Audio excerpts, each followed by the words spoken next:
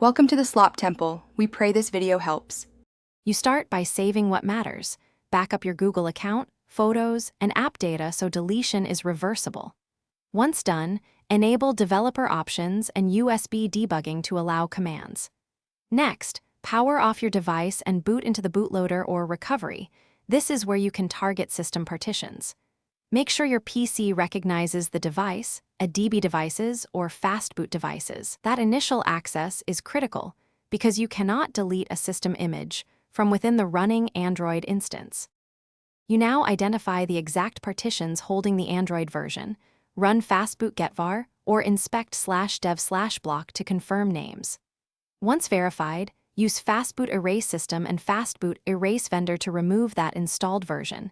This deletes the system image files, not your bootloader.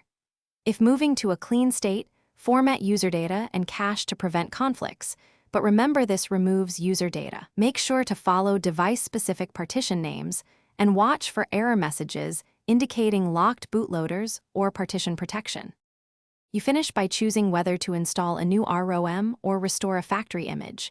If flashing, use fastboot flash for system, vendor, and boot images in sequence so the device can boot. Once the new image is verified, reboot to system. If it fails, re-enter recovery to inspect logs.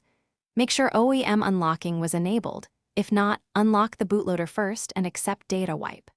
Troubleshooting tip: if flashing errors persist, ensure correct drivers. Use the vendor's flash tool and verify image compatibility with your exact model.